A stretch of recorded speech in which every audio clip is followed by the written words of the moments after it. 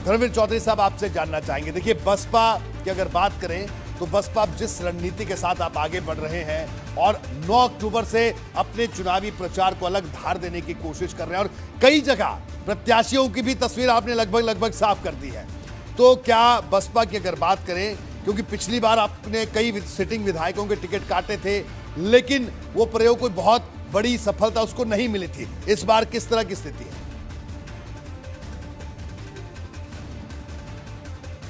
रोहित जी,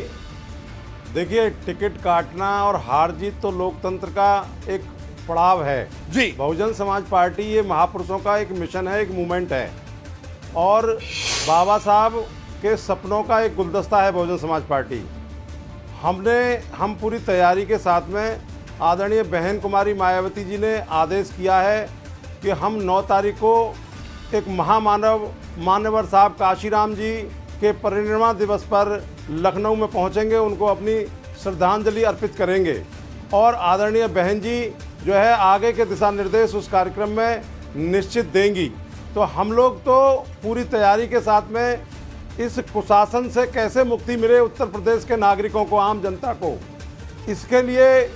उत्तर प्रदेश की जनता तय कर चुकी है और बहुजन समाज पार्टी तय कर चुकी है कि हमने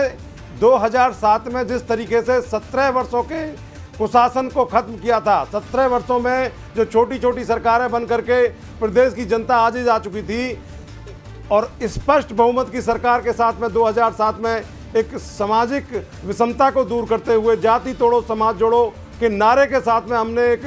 सोशल इंजीनियरिंग के तहत में जो सरकार बनाई थी, उसी फार्मूले पर उत्तर प्रदेश की जनता 2022 में निश्चित पूर्ण बहुमत की सरकार आदरणीय बहन कुमारी मायावती जी के नेतृत्व में बनाने का काम करेगी। जी रोहित जी, और हमारी पूरी तैयारी है। 9 तारीख को आपको एक मंजर, विशाल मंजर उत्तर प्रदेश के में देखने को मिलेगा लखनऊ में और देश के, प्रदेश के बहुजन समाज पार्टी के सभी जिम्मेदार मान्यवर साहब, बाबा साहब और आदरणीय बहन जी को सुनने के लिए हम लोग सब लखनऊ पहुंचेंगे और इस कुशासन से निश्चित प्रदेश की जनता को बहुत जल्द मुक्ति दिलाएंगे। बिल्कुल, तो धर्मवीर जी बिल्कुल हम भी बिल्कुल उस दिन का इंतजार है और बिल्कुल हम भी देखेंगे। लेकिन एक यहाँ पर अब अभिज्ञान आपसे एक बड़ा अहम सवाल, देखिए हमने भारतीय जनता पार्टी की बात की कि वो ज्यादातर 150 विधायकों को टिकट काटने की सोच रही है, फिर समाजवादी पार्टी की बात की जिसने 17 में टिकट काटे लेकिन सिर्फ जो जिनके टिकट काटे और जहां नए लोगों को टिकट दिए सिर्फ 9% लोग जीत पाए। बीएसपी की बात की, बीएसपी ने भी बड़े टिकट काटे लेकिन उनके भी सिर्फ 3% लोग ही जीत पाए। तो मेरा सवाल अभिज्ञान आपसे ये है कि बसपा और सपा ने जब भी सिटिंग विधायकों के टिकट काटने का फॉर्मूला अपनाया उनको तो सफलता नहीं मिली, लेकिन भारतीय जनता पार्टी अगर एक लंबे 150 तक के अगर टिकट काटती है तो किस तरीके से आप इसे देखा जाए, इस रणनीति को? बड़ा अच्छा सवाल है और ट्रिकी है, क्योंकि इसलिए देखिए 2017 फटाफट में वक्त का मैं इसलिए डिस्क्राइब कर दूं आपको कि 2017 में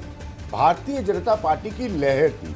अब वो पार्टी 300 के ऊपर जा रही थी और 300 के ऊपर वो पहुंची, तो बाकी पार्टियों के एक्चुअली सिटिंग एमएलएस के टिकट काटने का कोई बहुत बड़ा इम्पैक्ट नहीं होना था। मैं बार बार सारे पॉलिटिकल पंडित्स को ये कहता रहता हूँ टेलीविजन पे अपनी लेखनी के जरिए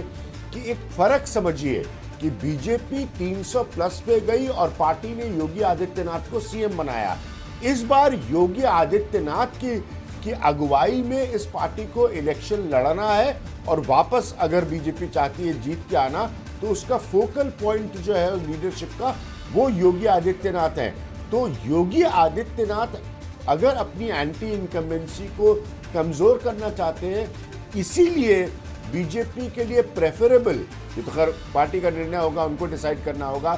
प्रेफरेबल फॉर्मूला होगा कि अंतर से आकलन करके अपने रिसर्च के आधारित टिकट वो काटने की बात करेगी ज्यादा एमएलएस की। तो बहुत बड़ा ये फर्क है, क्योंकि पिछली बार उसके ऊपर एंटी इनकम्बेंसी नहीं थी, इस बार सीधे बीजेपी और योगी आदित्यनाथ दोनों के ऊपर एंटी इनकम्बेंसी फैक्टर लागू होगा। तो उसको नेगेट करने के लिए ज्यादा विधायकों के टिकट काट सकती है बीजेपी अगर उनका इंटरनल सर्वे या आंतरिक आकलन जो है वो ये सामने आकर बताता है।